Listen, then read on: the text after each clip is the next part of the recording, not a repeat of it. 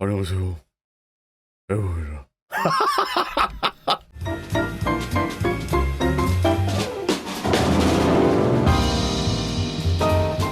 여러분 반갑습니다. 앵무입니다. 오늘의 공포 라디오를 위해 많은 분들이 사연을 보내주셨는데요.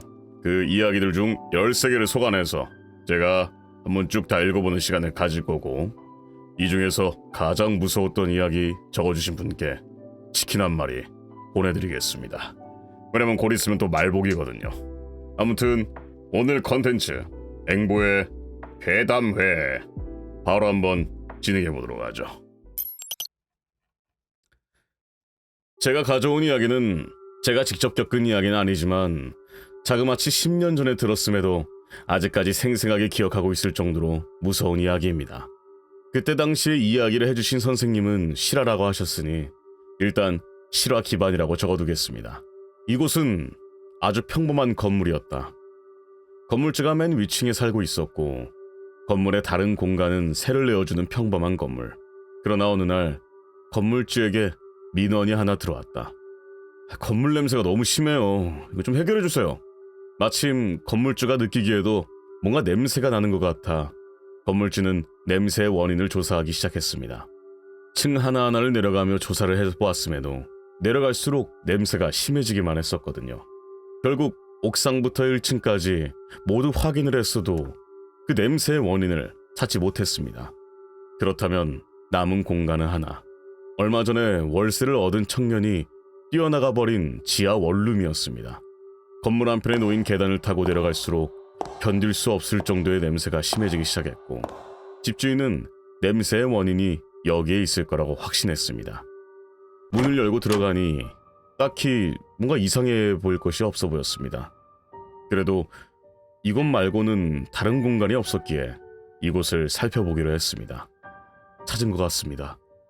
화장실 변기 옆에서 구더기 같은 것들이 드글거리는 것을 보았습니다. 집주인은 생각했습니다. 여기 뒤에서 뭐가 썩고 있겠네. 집주인은 곧 기술자 한 명과 함께 지하 원룸으로 향했습니다.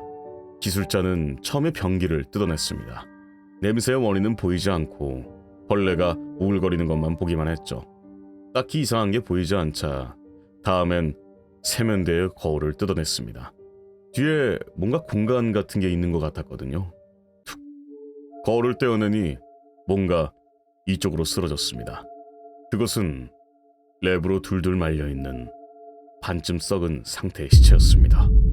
차라리 몽땅 썩어 백골인 것이 수백 배 나을 것 같은 몰골에 집주인과 기술자는 혼비백산하여 경찰에 전화를 했습니다. 사건 현장에 도착한 경찰은 시신의 신원과 살인사건임이 분명한 이 사건의 범인을 찾기 위해 조사를 시작했습니다. 집주인에 의하면 이 집에는 모두 7명의 세입자가 살았었다고 합니다. 당연하게도 가장 최근인 7번째 세입자를 먼저 찾아갔습니다. 그 집이요? 다시는 안 가요, 다시는. 7번째 세입자는 학을 떼며 그 집에는 다시는 안 간다고 말을 꺼냈습니다. 그 이유를 물어보았더니 제가 그 집에 들어간 날 2번째 날에 아침에 세수를 하다가 거울에서 이상한 귀신 같은 게 저를 노려보고 있더라니까요. 냄새도 이상하고. 그래서 바로 뛰쳐나왔어요. 피해자와 아무 연관도 없고 시기도 너무 최근이라 7번째 세입자는 용의선상에서 제외되었습니다. 그 다음으로 찾아간 6번째 세입자는 그 집을 기억하고 있긴 했습니다. 이 사람은 이 집에서 2주일이나 버텼으니까요. 저 그 집에서 귀신 봤어요. 새벽 2시에 이불에서 잠자는데 무슨 끼익거리는 소리가 들렸어요. 무서워서 실눈 뜨고 보니까 웬 아저씨가 회전 의자 같은 거에 앉아서 계속 빙글빙글 돌고 있더라니까요. 너무 무서워서 자는 척했는데 다음날도 계속 그래갖고 그냥 집을 나와버렸어요. 5번째 세입자와 4번째 세입자는 그 집을 기억하지 못한다고 했습니다. 알리바이도 꽤나 확실했고 4번째 세입자에게 5번째 세입자가 집을 소개받았다는 특이점 외에는 이상하다 할 점을 찾지 못했습니다. 수사를 계속했지만 이전 세입자들의 신상은 찾을 수 없었습니다. 한 명은 명예도용으로 실제 명의를 찾을 수 없었고 다른 둘은 모두 사망한 상태였기 때문입니다. 수사가 미궁 속으로 빠지기 직전 누군가 자수를 했습니다. 네 번째 세입자였습니다. 돈 때문에 싸우다가 홧김에 피해자를 살해한 것이라고 진술했고, 다섯 번째 세입자와 아는 사이였기에 그가 집에 없는 사이 몰래 시신을 그곳에 숨겨두었다고 했습니다. 범인도 시신도 찾았으니 사건이 종결되나 싶었으나 한 가지 이상한 점이 있었습니다. 제가 시체를 숨길 때 다 안 들어가서 발목을 잘라서 1층 정원에 묻었어요. 증언대로 시신에는 발목이 없었습니다. 범인이 지목한 장소로 가서 땅을 파보니 이상하게 썩지 않은 발목이 발견되었다고 합니다. 다른 시신이 모두 썩을 동안 발목만 썩지 않았다니 이게 어떻게 된 일일까요? 라는 이야기였습니다. 아무래도 집 주인분께서 정원에다가 방부제 투기를 좀 많이 하신 게 아닌가. 맥도날드 햄버거 안 썩는다 그러잖아요. 좀 비슷한 느낌으로다가. 제가 일하는 건물도 꽤 낡았고 학원 건물이라서 작은 괴담 한두 개 정도는 있습니다. 별건 아니고 밤만 되면 2층 액자속 그림이 움직인다거나 4층 안 쓰는 전화기에 대보고 여보세요라고 하면 누가 나가라고 대답한다거나 하는 괴담이었답니다. 그런 괴담 정도야 우리 초등학교에서도 있었고 그냥 그러려니 했습니다. 작년 8월 어느 날 전까지는요. 저는 직업 특성상 오후에 출근해서 밤 늦게 퇴근하는 사이클을 가진 직장인입니다. 다른 직원분들 퇴근할 때 출근하는 날도 있어 사무실에 혼자 있는 경우도 종종 있었는데요. 공휴일이었지만 당장 마감이 급했던지라 사무실에 출근했던 그날도 사무실에 혼자 있는 날이었습니다. 사무실에 혼자 있는 일이야 한두 번이 아니지만 그날은 좀 으스스했던 게 1, 2층 학원도 쉬는 날이라고 닫혀 있었고 3층 카페도 쉬고 5, 6층 독서실도 전부 쉰다는 거예요. 근데 이때까지는 우와, 이 건물에 나 오늘 나 혼자밖에 없네 정도의 감상이었습니다. 저희 사무실은 대략 아래처럼 생겼습니다. 제 자리는 제일 안쪽이었고요. 잠겨있던 사무실 철문도 제가 닫았다고 들어갔으니 2층엔 분명 아무도 없었겠죠. 한참을 일하다가 슬슬 배고파져서 편의점 가려고 이어폰을 뺐는데 고요해야 할 사무실에 기계음이 들리는 겁니다. 구왕 하는 모터 돌아가는 소리가 나서 데스크에 있는 냉장고 모터 소리를 나고 복도로 나갔는데 냉장고 모터는 조용했습니다. 기계음은 어두운 대강의실 복도 쪽에서 들려오고 있었죠. 어제 늦게 퇴근한 분이 깜빡했거니 하면서 대강의실 문을 하나씩 열어보기 시작했습니다. 대강의실 1부터 천천히 문을 열자 뜨겁게 달궈진 공기가 확 느껴졌습니다. 그래서 다시 문을 닫고 대강의실 2로 향했습니다. 설마 정말 에어컨이 켜져 있을까? 반신반의하며 문을 열자 시원한 공기가 느껴졌습니다. 옆방과는 완전히 달랐습니다. 아무도 없는데 에어컨이 돌아가고 있어 와 이거 진짜 공포다 하면서 에어컨을 껐습니다. 분명 에어컨이 꺼지는 걸 봤고 공기도 금방 온도가 올라가는 걸 느꼈습니다. 오늘 출근 안 했으면 큰일 났겠네 생각하면서 대수롭지 않게 돌아가 편의점을 다녀왔습니다. 간식과 이것저것 사서 잠시 후에 다시 사무실에 돌아와 제 자리를 돌아가려는데 대강의실 복도를 지나가는 저는 가만히 멈춰섰습니다. 에어컨 모터음이 또 구웅하고 들리고 있었거든요. 복도에 잠시 가만히 서서 아까 안 껐던가? 아닌데? 분명히 껐고 온도도 바뀌는 걸 느끼고 나왔는데? 하고 스스로 기억을 의심해보고 있다가 뭔가 오류로 다시 켜졌겠거니 생각하고 다시 대강의실 2의 문을 열었습니다. 살면서 한여름의 차가운 공기가 기분 나쁠 수 있다는 걸 그때 알았습니다. 에어컨은 정말 다시 켜져 있었고 저는 다시 에어컨을 껐습니다. 혹시 에어컨 리모컨이 리모컨 꽂이에 눌리는 건 아닌가 싶어서 앞문 책상 위에 올려두고 돌아 나왔습니다. 그리고 사무실 자리로 돌아와 한참 일을 하는데 소리가 이어폰을 뚫고 들렸습니다. 에어컨 리모컨 조정시 나는 소리였습니다.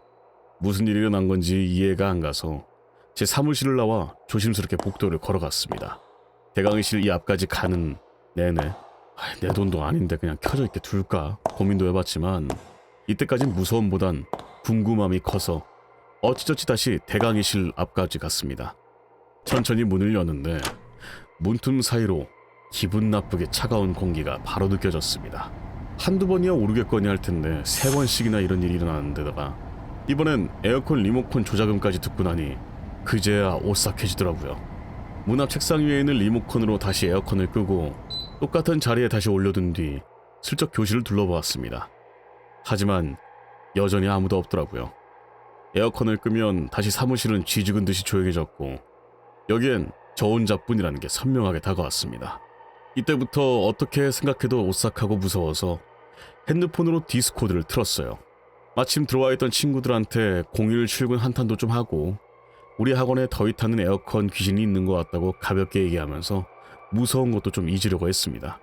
그렇게 별일 없이 다시 일을 하다가 화장실 가려고 이어폰을 빼니까 또 기계음이 나고 있더라고요.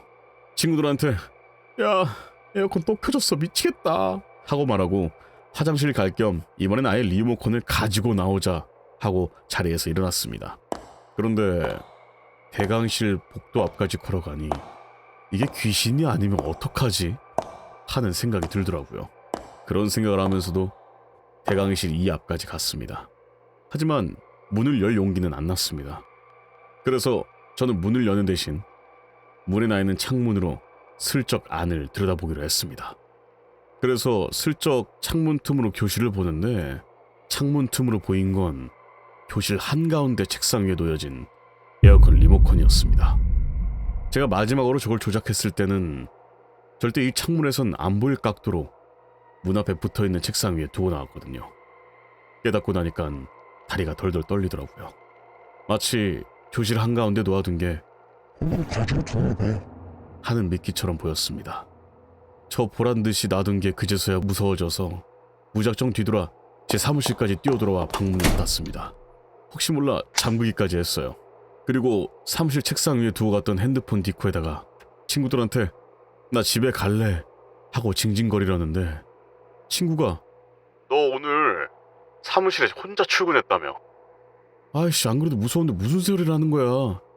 친구한테 짜증내면서 놀리지 말라고 했어요. 그런데 친구들이 놀리는 게 아니라 정말로 저 말고 다른 남자 목소리가 중얼거려서 자기들도 개무서웠다고.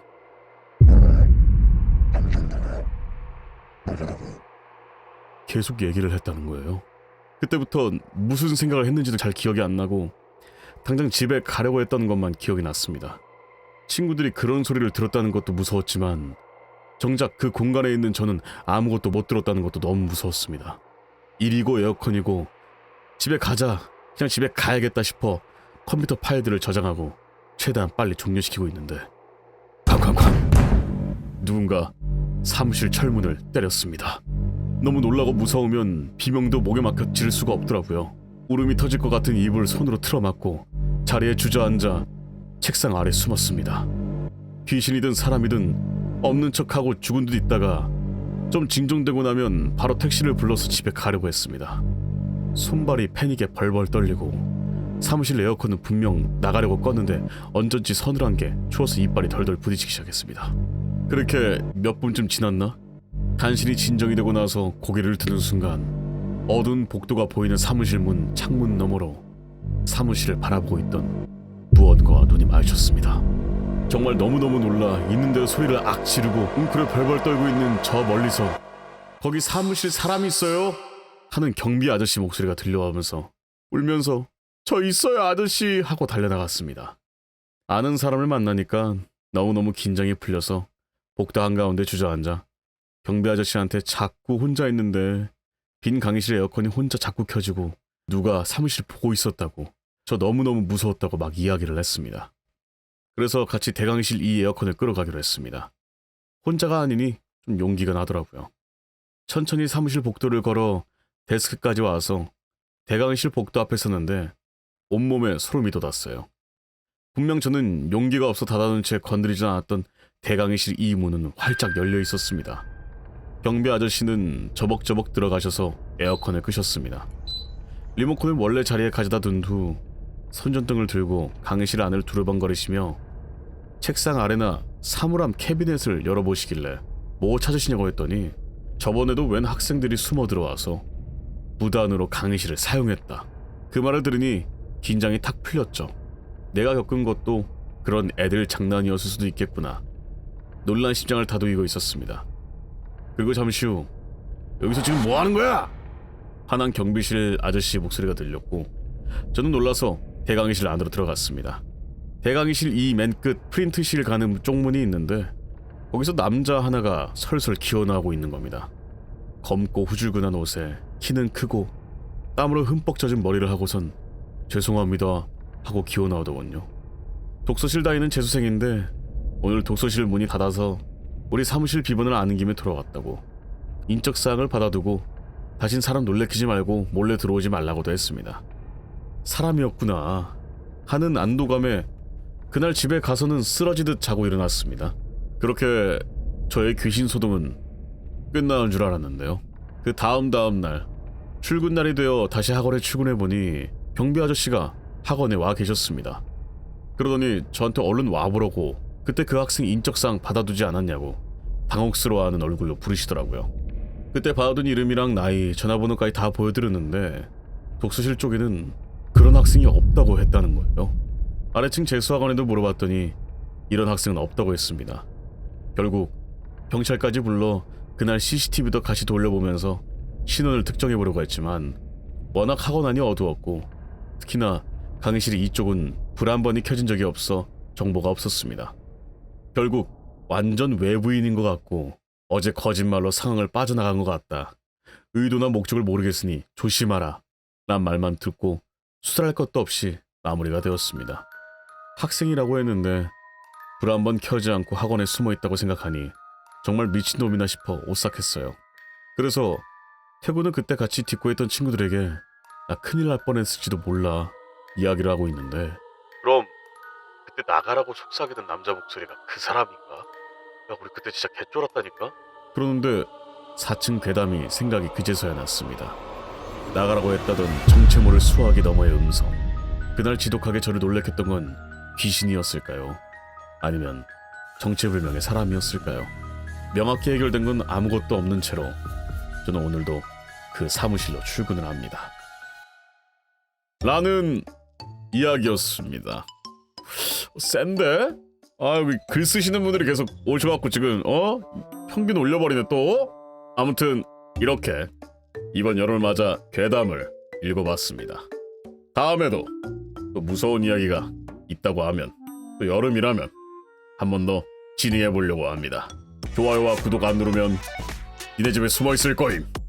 아무튼 너무 재밌었고 다음 시간에 또 뵙도록 하겠습니다. 그럼 여기까지 하면서 모두 안녕.